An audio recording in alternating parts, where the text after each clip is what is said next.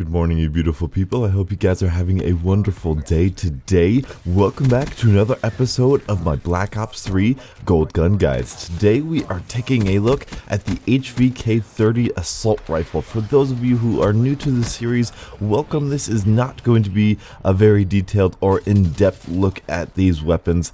We already have Drifter and like Exclusive Ace and Team Armed for that. This is going to be a very opinionated and sort of my experience getting this weapon gold and sharing that experience with you beautiful people. In the background you are going to see a fairly good game of Demolition.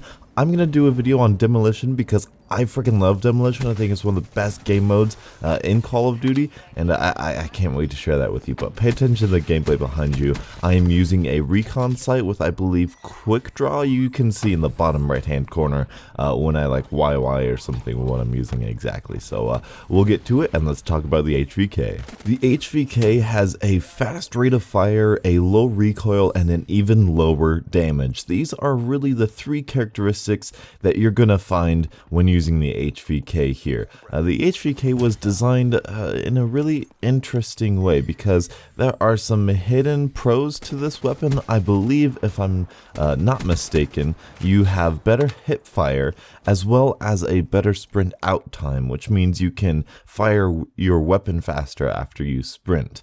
So this really kind of gears the HVK towards that close range combat situations, which it definitely excels at against assault rifles. This is the weird strength slash weakness of this weapon. It's really good against assault rifles up close, and is really good against submachine guns at a range. Submachine guns, you're going to have a little bit more recoil than you know what to do with. But the HVK, if you have an HVK, the recoil is incredibly manageable, and you're easily going to outgun a submachine gun. So this weapon beats assault rifles at close range and submachine guns at a distance, or at least, you know, in theory. In practice, it's all dependent on, you know, aim and all that other stuff. When also in practice, this thing gets beat by submachine guns at close range, and it gets beat by assault rifles at assault rifle range. So this is what I mean when it's an interesting strength slash weakness, because when you're trying to be close range and when you're trying to use this gun for its strength, you know, it's obviously designed with that hip fire spread in mind. You're supposed to be up in their face.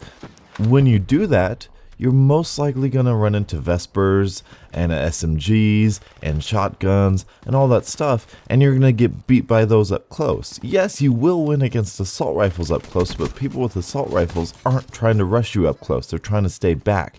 And so when you try to stay back and you're trying to outgun the SMGs and the shotguns, that's when you're going to get killed by the assault rifle. So it's a weird dynamic to have.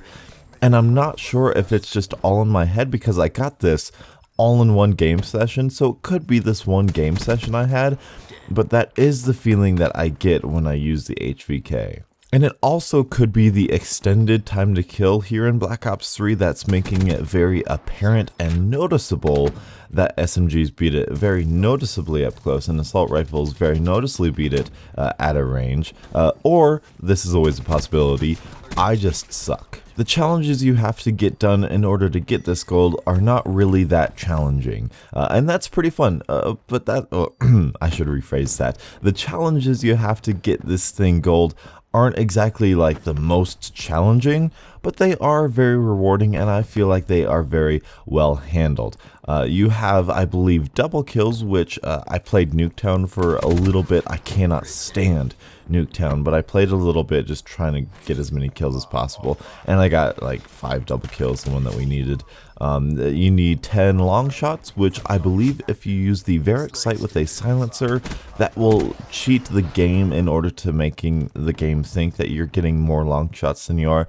It's really not all that hard to get long shots anyway. I got them all in one game using the Varrics and silencer trick. What else? Bloodthirsties. Those are the standard Bloodthirsties we all know and love. One thing to note about the Bloodthirsties, when you have all of the attachments on one, you have the 5 attachments and the 1 optic challenge, you're trying to get that, that will not count Bloodthirsties. For whatever reason, I'm not entirely sure, but you have to have like perks or equipment or something in order for the game to count your bloodthirsties. It's really, really weird, and I'm not entirely sure why. And I've noticed this phenomenon with other weapons, other assault rifles, and other weapons as well. And the most interesting challenges, at least for the HVK, was the not necessarily the naked challenges. Well, actually, yeah, it was the naked challenges as well as the challenges with 5 attachments and an optic. Because this weapon, the HVK, for as balanced as it is a weapon that needs attachments. As you can see in the gameplay behind you, I really, really like the recon sight for this weapon, and when, you know, just kind of casually using this weapon all the way through Black Ops 3 life, I guess, I really do like optics on this weapon. You know, the iron sights are pretty good for close range, but they're not entirely too clear for an assault rifle, so I do prefer the recon sight. But I like the Varic sight a lot as well. Haven't tried the thermal sight. I should probably go check that out. But it is best with the sight, in my opinion. When going for headshots, I used high caliber. I'm not entirely sure how useful high caliber was. Actually, I know how useful high caliber was. When you're aiming for the head, high caliber is effective. You can tell that it's working, but in overall time to kill, it really doesn't matter all too much. All it does is that it kind of ensures that your last shot is going to be a headshot rather than increasing your time to kill like it would with like the Shiva or the Man of War. A hidden benefit to the recon sight, as well as the Varic sight, I believe, is that they change your recoil patterns, if I'm not mistaken. They make it so, I know at least the recon sight, I think it reduces the idle sway, or it makes it like 0, and I think it increases the center speed. I'm not entirely positive on that, but it definitely helps your recoil in some fashion, which with the HVK, the recoil is low as it is, but with a weapon that is as low damage as the HVK is, it makes it so that your shots really need to count. You really need to land every single shot.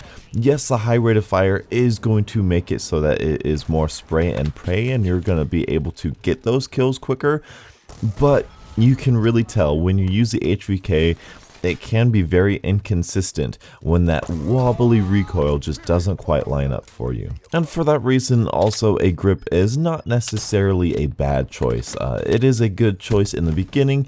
Obviously, quick draw is going to give you some sort of benefit, and I think it really helps with that close quarter combat situation assault rifle, and it's going to help you at least compete with SMGs a little bit better. I always try using weapons with a silencer, and the HVK with a silencer is a marshmallow weapon. I don't use this gun with a silencer. It is awful. It's terrible. It's bad. Don't do it. Although I say that as a broad statement, and I highly believe that. I'm a big believer in that. But there was, when I was getting all of the attachment kills, I did need to put a silencer on it because that was the only attachments that I could put on it at the time. And I actually did fairly well on Nuketown. So if you're going for those close quarter kills, which you might want to do with the HVK, you might want to try a silencer. Just try it for yourself and see if you like it. For the long range versus assault rifles, it's a guaranteed loss of a 50-50 gunfight every time, and sometimes even a gunfight that's not fair. But this weapon only gets better the more attachments you put on it. Long barrel is fantastic. Rapid fire, I didn't really use all too much, I'm gonna be honest with you. As soon as I unlock rapid fire, I prestige the weapon. So I'm gonna try out rapid fire when I hit this max level here. But other than that, I love extended mags. I love fast mags. This is already a pretty fast reloading weapon, but fast mags just kind of helps it out be like super quick. Again, sort of like an SMG. I guess SMGs kind of reload slow, don't they? Aren't they? But anyway, as many attachments as you can to make this weapon the best it can be. Perks, not so much. Quick draw you might want to recommend because of that close quarter stuff, but that's really all I got for you. Use a sight HVK. It is a balanced weapon for Black Ops 3, and I think I still need some getting used to for the time to kill, and once we get past that, I'm going to start enjoying these weapons a little bit more. But I like the recoil pattern, I like the high rate of fire, and I thoroughly enjoyed getting this weapon gold. So I thank you guys so much for watching. Leave a like if you did enjoy, and until the next absolutely beautiful Call of Duty morning, I will catch up with you guys later.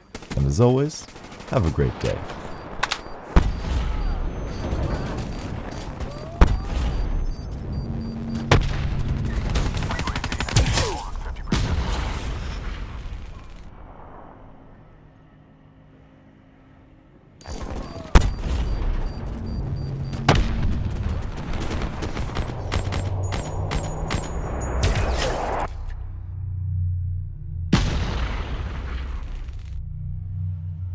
Another win for the Accord.